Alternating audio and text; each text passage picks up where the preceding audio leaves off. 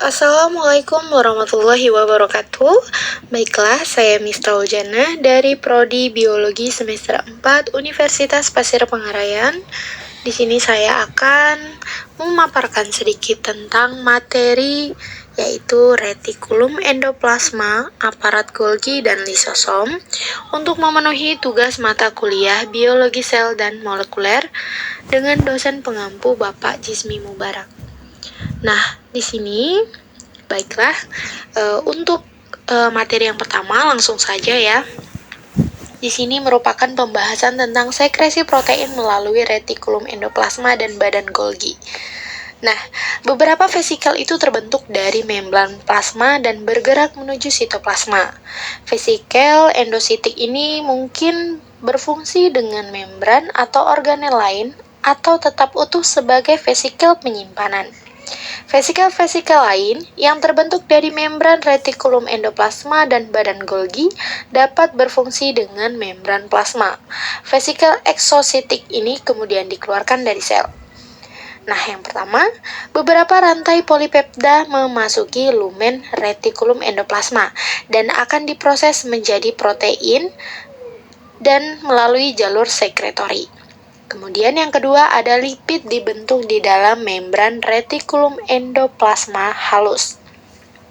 Vesikel membran retikulum endoplasma kemudian membawa protein dan lipid menuju badan Golgi.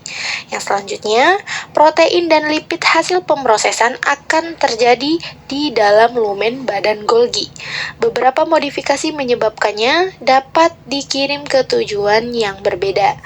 Yang terakhir, vesikel yang terlepas dari membran badan Golgi membawa produk atau hasil akhir berupa protein dan lipid ke membran plasma. Hasil akhir ini dilepaskan secara eksositosis.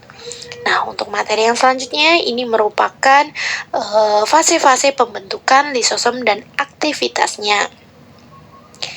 Ya, terjadi di lingkungan intraseluler ya. Ini ada badan Golgi, kemudian lisosom primer ini ya dihasilkan oleh badan Golgi, kemudian lisosom ini berfungsi dengan suatu endosom.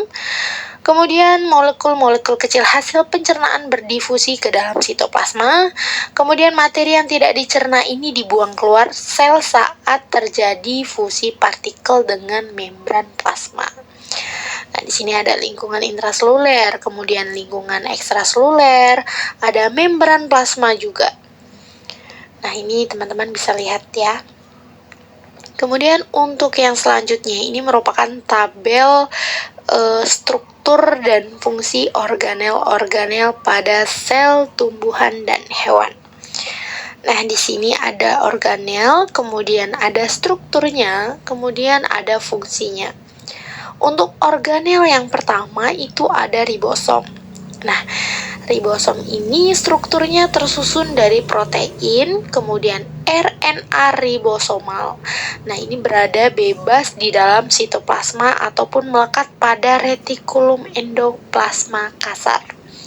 Nah, sedangkan fungsi dari ribosom sendiri ini merupakan sebagai tempat sintesis protein. Kemudian ada retikulum endoplasma ya. Nah, struktur dari retikulum endoplasma sendiri ini tersusun dari kantung pipih dan tabung yang berhubungan dengan membran inti. Terdiri dari retikulum endoplasma kasar yang terdapat ribosom di permukaannya dan retikulum endoplasma halus. Nah, fungsi retikulum endoplasma sendiri ini merupakan yang pertama ya, ada retikulum endoplasma kasar itu berfungsi sebagai tempat sintesis protein ya. Kemudian ada retikulum endoplasma halus berfungsi sebagai tempat sintesis lipid. Nah, kemudian ada badan Golgi. Nah, badan Golgi sendiri atau aparat Golgi ya, itu strukturnya itu terdiri dari kantung pipih bertumpuk. Nah, untuk fungsinya sendiri itu adalah memproses protein dan molekul lain yang akan dibawa keluar sel atau ke membran sel. Kemudian ada lisosom, ya, strukturnya ini terdiri dari vesikel yang terbentuk dari badan Golgi yang mengandung enzim-enzim hidrolitik. Kemudian fungsinya yaitu mencerna intraseluler dan merusak sel-sel asing. Nah, jadi sel-sel asing di luar yang masuk ke dalam tubuh itu akan dirusak oleh lisosom ini. Kemudian ada peroksisom. Jadi struktur dari peroksisom ini terdiri dari vesikel yang mengandung enzim oksidatif dan katalase. Nah, fungsinya sendiri itu merombak H2O2 yang bersifat racun bagi sel. Kemudian ada mitokondria. Jadi struktur mitokondria sendiri ini tersusun atas membran dalam, membran luar, krista dan matriks. Nah, fungsinya sendiri yaitu sebagai tempat terjadinya respirasi seluler yang menghasilkan ATP.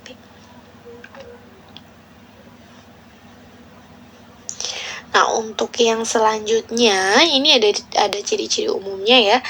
Jadi yang pertama kali itu ditemukan oleh Porter pada tahun 1945. Kemudian ditemukan oleh Rose dan Pomerat pada tahun 1960. Jadi ditemukan retikulum endoplasma bervariasi pada sel. Ini mereka yang menemukan. Kemudian, sel telur dan sel embrionik itu tidak punya retikulum endoplasma. Jadi, pada spermatosit itu kurang berkembang. Sedangkan pada jaringan adiposa, brown fat cell, sel adrena, kortisol, oposum testis itu hanya terdapat retikulum endoplasma yang halus. Itu menurut Christensen pada tahun 1960. Sedangkan pada kelenjar endokrin, sel liver ini terdapat retikulum endoplasma dan SR ya. Kemudian ada secara morfologi itu yang pertama ada sisterna, kemudian ada vesikula, kemudian ada tubulus. Yang selanjutnya ada ultrastruktur.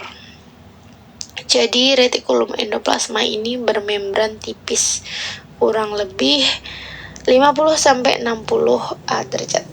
Kemudian ada trilaminar seperti membran sel, kemudian membran inti, kemudian membran AG ya yang berhubungan dengan membran-membran tersebut. Kemudian ada membran luar dalam ya. Ada molekul protein diapit 2, lapis fosfolipid. Kemudian berkembang dan berperan untuk lalu lintas sekret.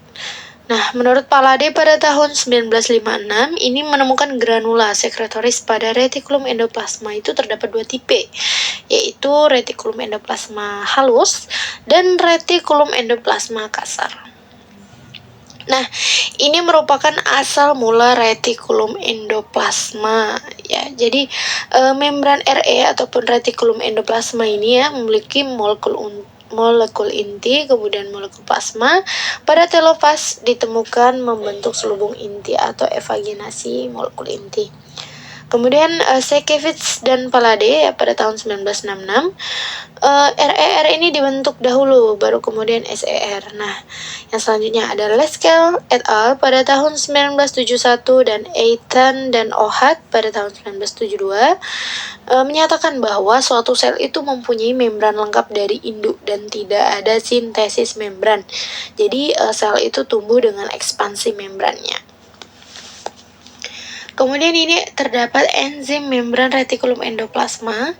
Itu terdapat banyak jenis enzim untuk sintesis. Ada stearase, NADH C, kemudian reduktasi, ada NADH diaporase, G6 fosfatase, magnesium 2+, aktivasi ATPase dan lain-lain. Nah, kemudian ada enzim tertentu ya, seperti AS nukleotida, difosfatase atau biosintesa, kemudian fosfolipid, askorbat, glukuronida, steroid, dan metabolisme heksosa. Nah, enzim-enzim ini yang berperan pada retikulum endoplasma ini ada sintesa gliserida, metabolisme plasmalogen, sintesis asam lemak, biosintesis steroid, aromatisasi dan hidroksilasi, diamanasi, desulfurisasi dan lain-lain, serta sintesis L-ascorbat dan lain-lain. Nah, untuk yang selanjutnya ya, ini pembahasan tentang fungsi retikulum endoplasma ya. Ada retikulum endoplasma kasar, kemudian ada retikulum endoplasma halus. Nah, jadi kalau fungsi retikulum endoplasma kasar itu fungsinya merupakan sebagai sintesis protein ya, ribosom retikulum endoplasma tentang DNA inti untuk intraseluler yang terdiri dari hemoglobin dan fibros protein disimpan di matriks sitoplasma dan ekstraseluler atau trop kolagen atau serum protein. Nah, ini dikirim keluar sel. Jadi protein retikulum endoplasma kemudian menuju retikulum endoplasma halus, kemudian menuju agnula secretoris.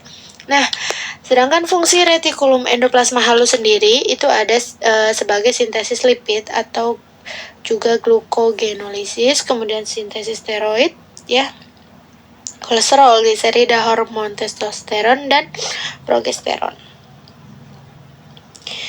Nah, ini yang selanjutnya yaitu aparatus Golgi atau badan Golgi. Nah, ini ciri-ciri umumnya.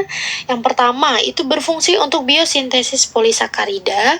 Kemudian ada packaging hasil sintesis sel protein. Jadi, hasil sintesis protein tadi, ya, hasil sintesis sel tadi itu dipackaging oleh badan Golgi ataupun aparatus Golgi.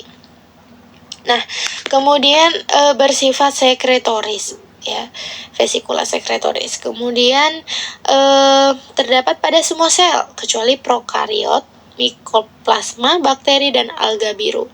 Dan sel eukariot itu fungi tertentu, sel sperma, bryophyta, pteridophyta. Kemudian jaringan tapis tua, sel sperma tua dan sel darah merah.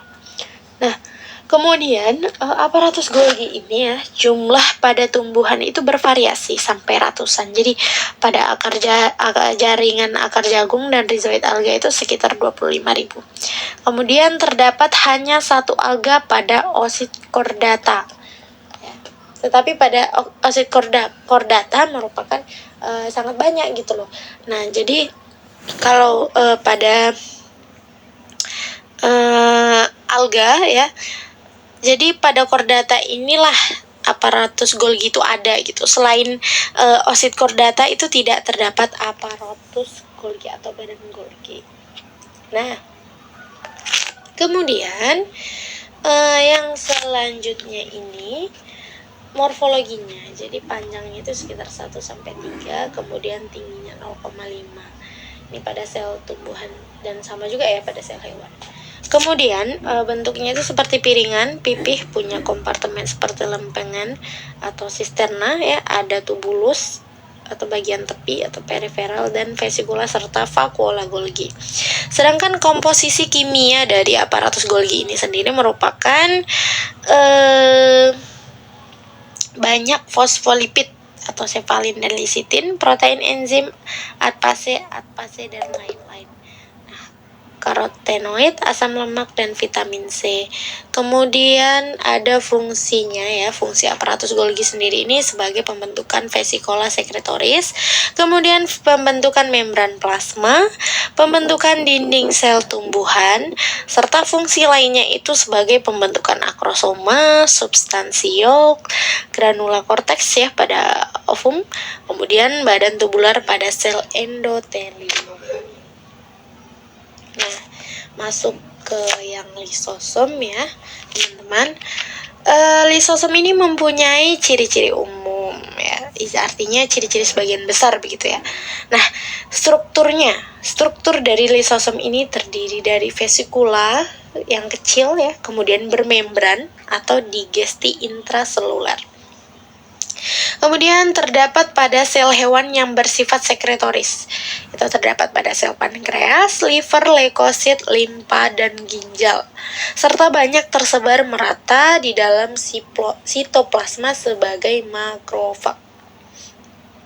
Kemudian bentuk umumnya, ya, tidak beraturan. Jadi bentuknya itu tidak beraturan. Kemudian strukturnya itu, ya, sudah dijelaskan tadi, ya, vesikulanya itu kecil, kemudian bulat, penuh dengan materia pekat dan enzimnya dari fosfatase diselubungi membran lipoprotein. Nah, baiklah, mungkin hanya itu yang dapat saya paparkan, ya, untuk teman-teman materinya. tentang retikulum endoplasma, kemudian aparatus Golgi, kemudian pada lisosom juga ya. Jadi mungkin hanya itu yang dapat saya jelaskan, begitu cukup sampai di sini. Baiklah, apabila ada kesalahan dari kata-kata saya dalam menjelaskan, saya mohon maaf. Saya akhiri saja pemaparan materi pada kali ini. Terima kasih. Assalamualaikum warahmatullahi wabarakatuh.